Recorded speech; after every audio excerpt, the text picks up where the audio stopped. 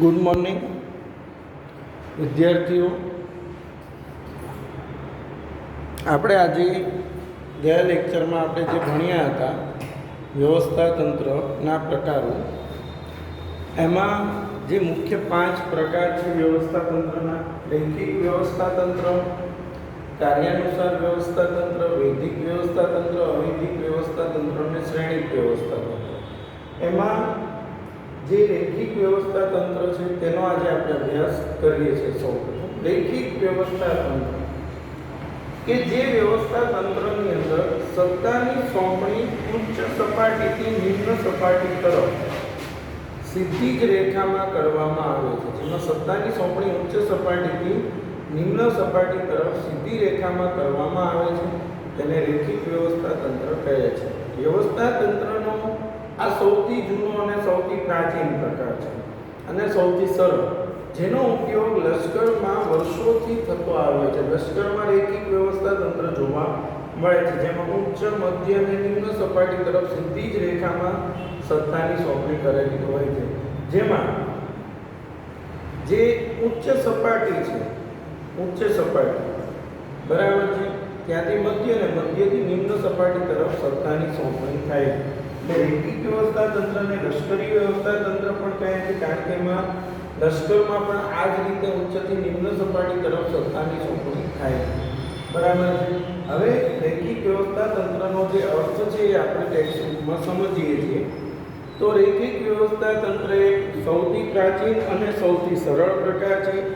કેટલાય વર્ષોથી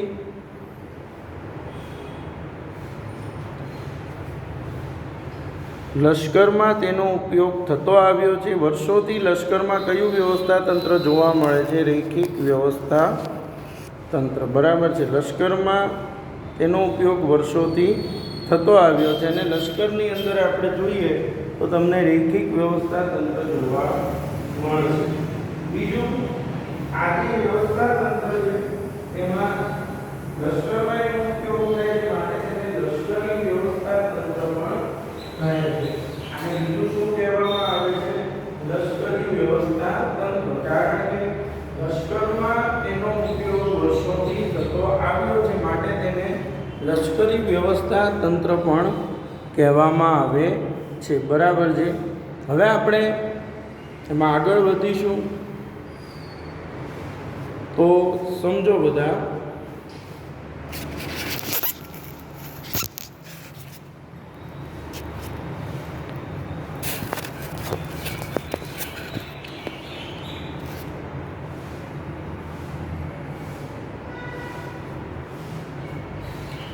હવેનો અર્થ બરાબર છે. તો આ પ્રકારના વ્યવસ્થા તંત્રમાં સત્તાનું કેન્દ્રીકરણ ઉચ્ચ સપાટીએ થયેલું હોય છે. સત્તા અને જવાબદારીની વહેંચણી સીધી રેખામાં, સત્તા અને જવાબદારીની વહેંચણી સીધી રેખામાં ઉચ્ચ સપાટીથી તળ સપાટી તરફ કરવામાં આવે છે. તેમાં ઉપરથી નીચે સીધી રેખામાં સત્તા સોંપણી કરવામાં આવતી હોવાથી તેને રૈખિક વ્યવસ્થા તંત્ર કહે છે. તેમાં દરેક કર્મચારી તેના ઉપરીને જવાબદાર હોય છે. આ પ્રકારના વ્યવસ્થા તંત્રમાં ઉચ્ચ સ્થાને પ્રમાણમાં વધુ સત્તા અને નીચેના સ્થાને ઓછી સત્તા, એટલે જેમ સ્થાન ઊંચું તેમ સત્તા વધુ ને જેમ સ્થાન નીચું તેમ સત્તા ઓછી હોય છે. બરાબર છે.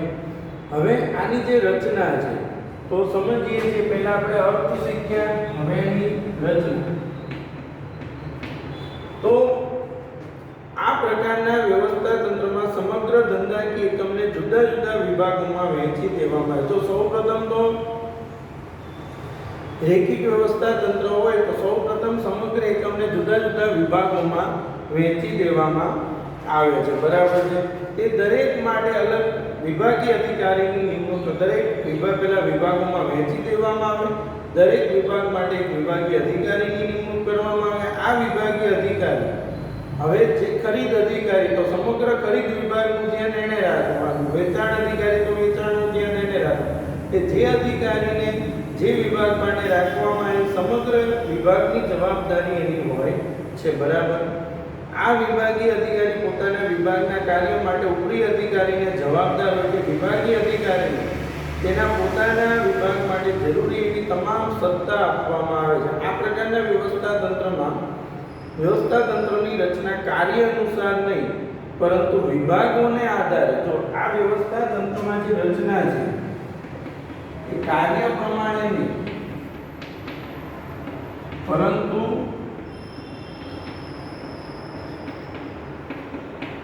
વિભાગો પ્રમાણે થયેલ હોવાથી તેને વિભાગીય વ્યવસ્થા તંત્ર પણ કહે છે. વિભાગીય વ્યવસ્થા તંત્ર પણ કહે છે. બરાબર છે. હવે આજે રેખિક વ્યવસ્થા તંત્રની આકૃતિ આપણે સમજીએ તો સૌપ્રથમ સૌથી ઉપર સંચાલક મંડળ.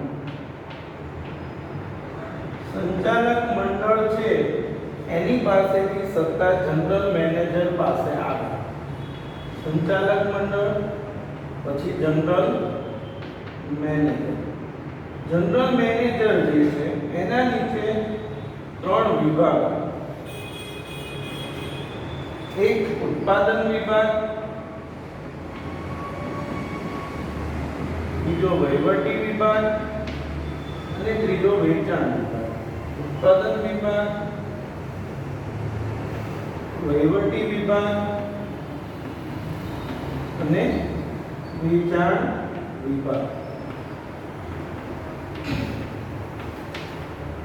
ઉત્પાદન વિભાગ, વહીવટી વિભાગ અને વેચાણ વિભાગ.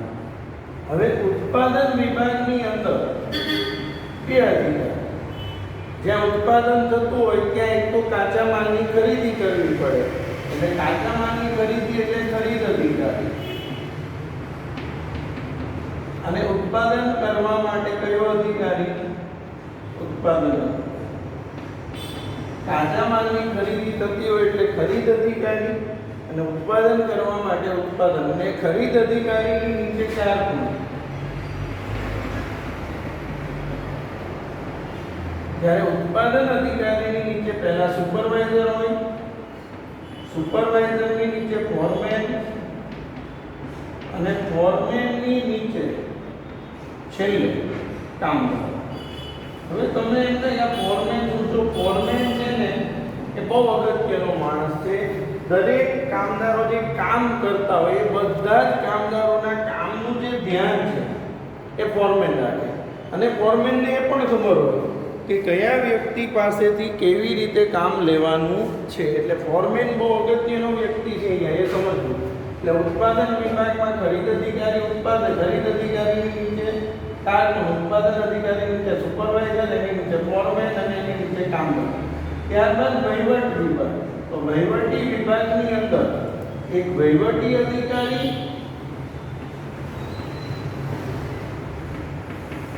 અને બીજો હિસાબી અધિકારી.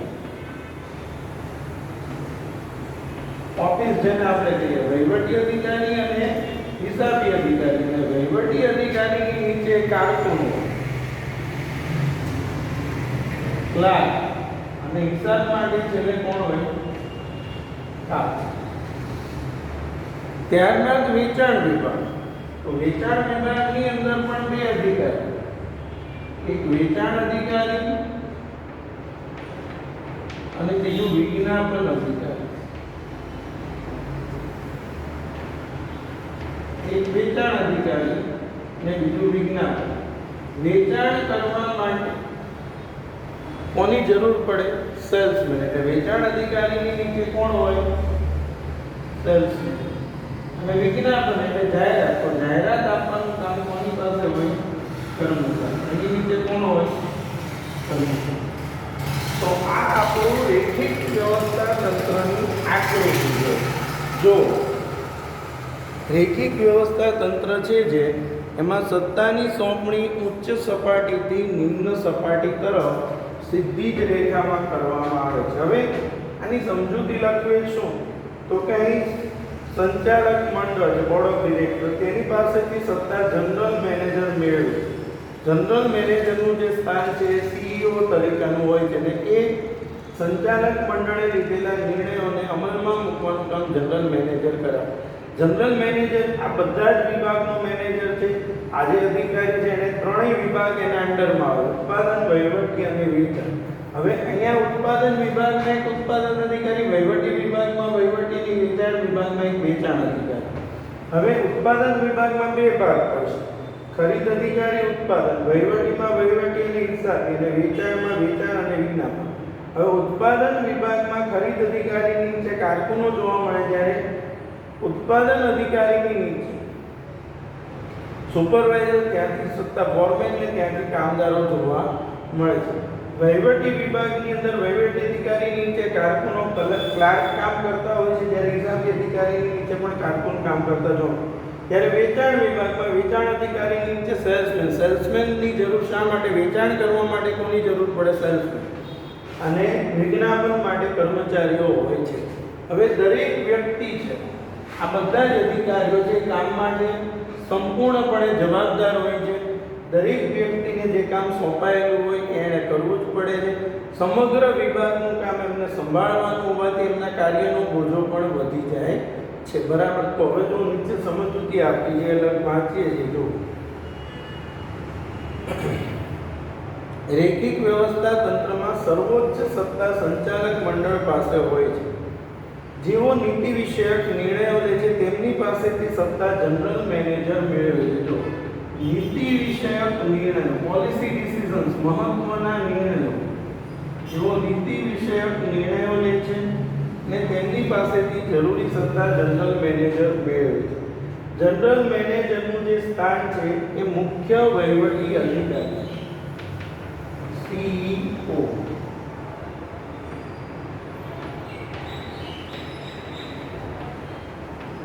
મુખ્ય વહીવટી અધિકારી તરીકેનું છે. બરાબર છે. જે સંચાલક મંડળ દ્વારા લેવાયેલા નિર્ણયોનો અમલ વિભાગીય અધિકારીઓ પાસે કરાવે છે.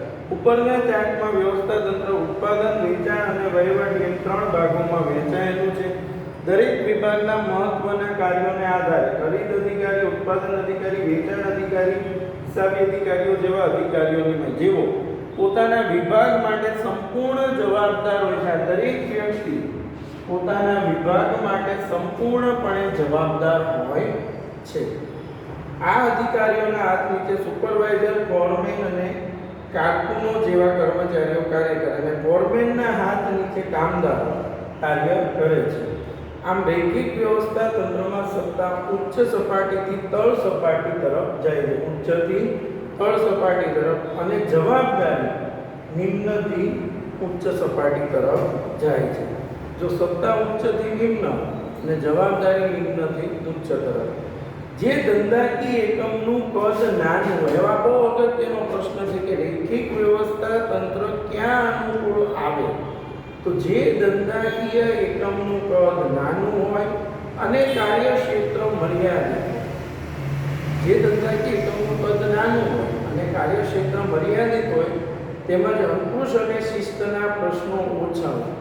જે ધંધાકીય એકમનું કદ નાનું હોય, કાર્યક્ષેત્ર મર્યાદિત હોય અને અંકુશ અને શિસ્તના પ્રશ્નો ઓછા હોય, એવા પ્રકારના એકમમાં આ વ્યવસ્થા તંત્ર વધુ અનુકૂળ હોય છે. ધંધાકીય એકમનું જેનું કદ નાનું હોય, કાર્યક્ષેત્ર મર્યાદિત હોય અને અંકુશ અને શિસ્તના પ્રશ્નો ઓછા હોય, ત્યાં રૈખિક વ્યવસ્થા તંત્ર અનુકૂળ આવે છે. હવે પહેલું રૈખિક હતું, તો બીજું છે કાર્યાનુસાર વ્યવસ્થા તંત્ર. શું ડિફરન્સ છે રૈખિકમાં અને કાર્યાનુસારમાં? તો સમજો. રૈખિક વ્યવસ્થા તંત્ર છે એની અંદર વિભાગ મહત્વનો છે. તો જે કાર્યાનુસાર વ્યવસ્થા તંત્ર છે એમાં કાર્ય મહત્વનું છે.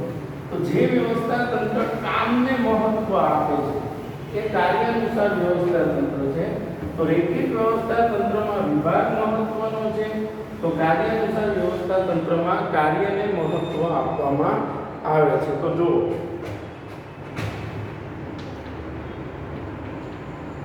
કાર્યાનુસાર વ્યવસ્થા તંત્ર, રૈખિક વ્યવસ્થા તંત્રની જે ખામીઓ છે એને દૂર કરવા માટે કાર્યાનુસાર વ્યવસ્થા તંત્ર અસ્તિત્વમાં આવ્યું. રૈખિકમાં વિભાગ મહત્વનો છે, જ્યારે કાર્યાનુસારમાં કાર્ય મહત્વનું છે. એટલે જે વ્યવસ્થા તંત્ર કાર્યને મહત્વ આપે છે એને કાર્યાનુસાર વ્યવસ્થા તંત્ર કહે છે. એટલે તમે સમજો કે અહીંયા દરેક વ્યક્તિની નિમણૂક તેની બુદ્ધિ, જ્ઞાન અને આવડતના આધારે વિશિષ્ટીકરણ, જે વ્યક્તિ જે કાર્યમાં વિશિષ્ટ આવડત ધરાવતો છે એની જ ત્યાં નિમણૂક કરવામાં આવશે. બરાબર છે. તો જુઓ, કાર્યાનુસાર વ્યવસ્થા તંત્રનો અર્થ રૈખિક વ્યવસ્થા તંત્ર કાર્ય કરતા વિભાગને વધુ મહત્વ આપે તે તેની મુખ્ય મર્યાદા છે. તો રૈખિકની જે મુખ્ય મર્યાદા છે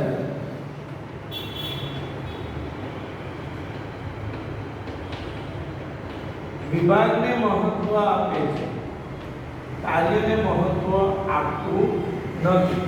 એ મર્યાદાને દૂર કરવા માટે જ કાર્યાનુસાર વ્યવસ્થા તંત્ર છે એ અસ્તિત્વમાં આવ્યું છે. બરાબર છે. રૈખિક વ્યવસ્થા તંત્ર છે એ શેને મહત્વ આપે છે? વિભાગ. તો એની જે ખામી છે એને દૂર કરવા માટે જ કાર્યાનુસાર વ્યવસ્થા તંત્ર અસ્તિત્વમાં આવ્યું છે. બરાબર છે. તો હવે કાર્યાનુસાર વ્યવસ્થા તંત્રની વાત કરીએ તો આ મર્યાદાને ધ્યાનમાં લઈને કાર્યાનુસાર વ્યવસ્થા તંત્ર અસ્તિત્વમાં આવશે. રૈખિક વ્યવસ્થા તંત્રમાં વિશિષ્ટીકરણનો અભાવ. રૈખિકમાં એક તો વિશિષ્ટીકરણનો અભાવ. દરેક કાર્ય એક જ વ્યક્તિએ કરવાનું એટલે વિશિષ્ટીકરણનો અભાવ. રૈખિકમાં વિશિષ્ટીકરણનો અભાવ તેમજ બરાબર છે. કારણ કે તેમાં કાર્યના સ્થાને વિભાગને વધુ મહત્વ આપવામાં. રૈખિક વ્યવસ્થા તંત્ર અનુસાર એકમમાં એક વિભાગના અધિકારીને કર્મચારીને અનેક પ્રકારના કાર્યો કરવા. મેં હમણાં જ કીધું કે રૈખિકમાં એક વ્યક્તિએ બધા જ કાર્યો પોતાના વિભાગના સંભાળવાના અને અનેક કાર્યો કરવાના હોવાથી એનો કાર્યનો બોજ વધી જાય. બીજું, એક વ્યક્તિ દરેક વિષયમાં દરેક બાબતમાં નિષ્ણાત હોય એવું બની શકે નહીં.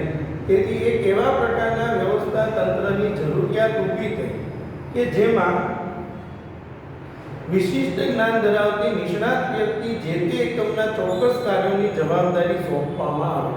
એક એવું વ્યવસ્થા તંત્ર અસ્તિત્વમાં આવવું જોઈએ કે જેમાં જે વ્યક્તિ જે વિશિષ્ટ કાર્યની આવડત ધરાવે છે એને જે કામ સોંપવામાં આવે, જેને કાર્યાનુસાર વ્યવસ્થા તંત્ર કહે. દાખલા તરીકે કર્મચારી સંચાલનના વિભાગના અધિકારી પાસે કયું કામ હોય? તો કે ભરતી, પસંદગી, બઢતી, બદલી. આ કામ કોનું હોય છે?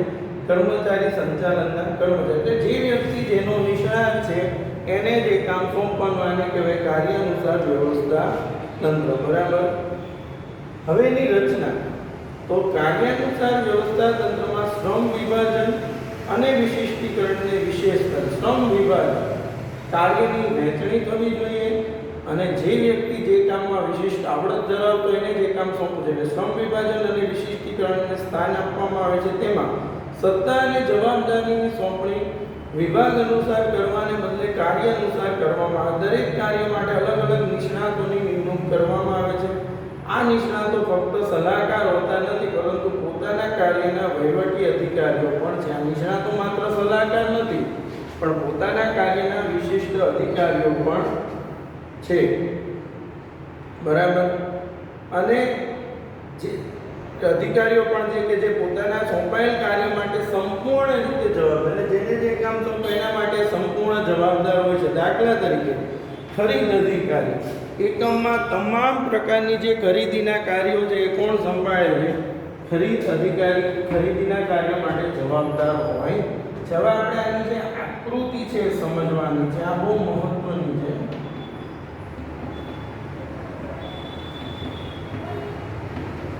આમ તો તમે દરેકને દરેક સાથે જોડી દો તો પણ ચાલે. બરાબર. તો બનશે બે જ છે કે દરેક વ્યક્તિ જે દરેક વસ્તુ સાથે જોડાયેલો હોય છે. તો પહેલા મુખ્ય વહીવટી અધિકારી છે.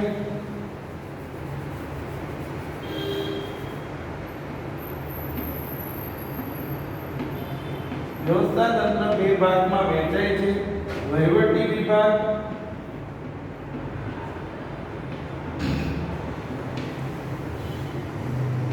અને કારખાના. વહીવટી વિભાગ અને કારખાના વિભાગ. એમાં વહીવટી વિભાગની પહેલા આપણે વાત કરીએ. દરેકે આ રીતે યાદ રાખવાનું છે. સુ શી હિ માં. સુ શી હિ માં.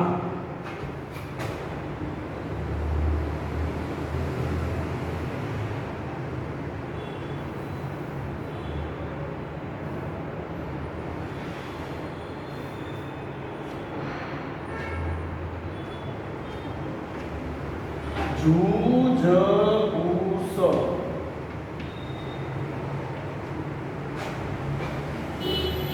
સુશીહિમાં જૂજગુસ આ રીતે આપણે યાદ રાખીશું. સુ એટલે સૂચના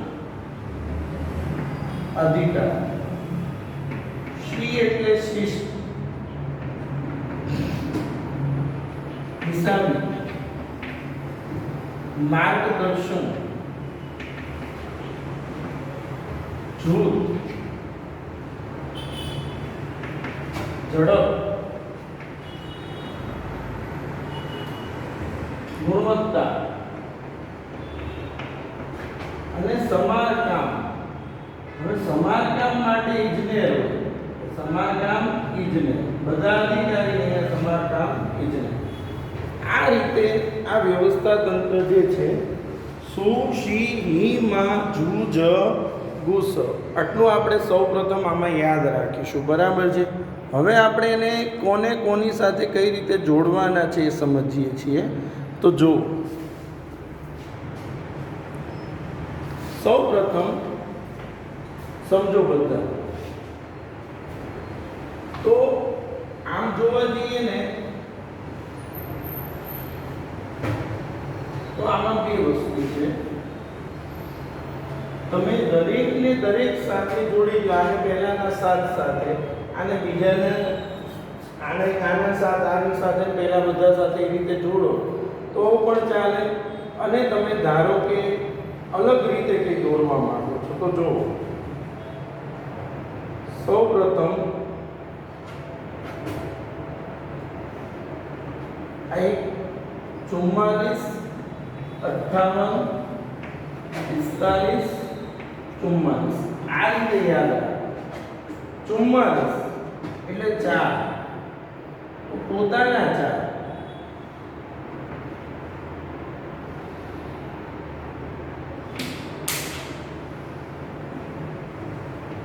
પછી 4 છે પાછા. તો અહીંયા જોજો તમે હમણાં બધા એકબીજા સાથે જોડાઈ જશે. પછી 5 તો યાદ રાખો 1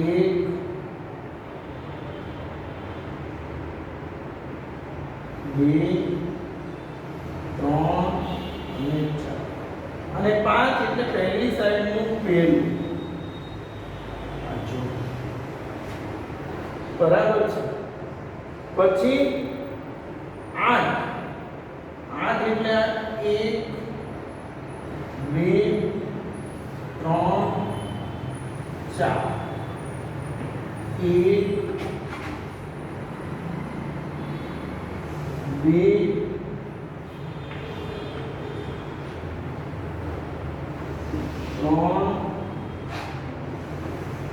1 2 8 એટલે હવે અહીંયા પાછા 4 તો આ 1 2 3 4 5 તો 1 2 3 અને 4 અને 5 એટલે અહીંયા પહેલું પાછું. પછી 4 એટલે પોતાની સાઈડ 4 1 2 3 અને 4 અને 4 1 2 3 આ રીતે આકૃતિ બનશે. 44 58 45 44 થી દોરો તો પણ ચાલે, બધાને એકબીજા સાથે જોડી દો તો પણ ચાલે.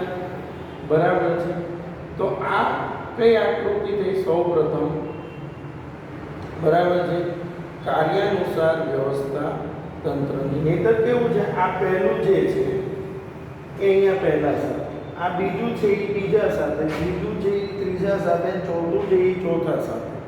એ રીતે તમે બનાવશો તો પણ તમારી આકૃતિ થઈ જશે. બરાબર છે. હવે આપણે જે સમજવાનું છે, કાર્યાનુસાર વ્યવસ્થા તંત્રમાં સર્વોચ્ચ સત્તા મુખ્ય અધિકારી પાસે હોય છે. ઉપરના ચાર્ટમાં જણાવ્યા અનુસાર એકમને બે વિભાગમાં, વહીવટી વિભાગ અને કારખાના વિભાગમાં વહેંચવામાં આવે છે. બરાબર છે. આગળ દરેક વિભાગના કાર્યોની યાદી નક્કી કરી તેના આધારે કાર્યના ભાગો નક્કી કરી જુદા જુદા જવાબદાર અધિકારીઓ સૂચના, શિસ્ત, હિસાબી માર્ગદર્શન, જૂથ, ઝડપ, ગુણવત્તા અને સમારકામ ઇજનેર જેવા અધિકારીઓ છે એમની સત્તા સોંપણી કરવામાં આવે છે. આ માટે દરેક અધિકારી એકમના કર્મચારીને તે કાર્ય એટલે સૂચના અધિકારી તો આખા ધંધામાં કોઈ પણને સૂચના આપી શકે. ગુણવત્તા તો ગુણવત્તાનું ધ્યાન એને રાખવાનું, ઝડપ તો એને આખા ધંધામાં ઝડપનું કામ સોંપવું.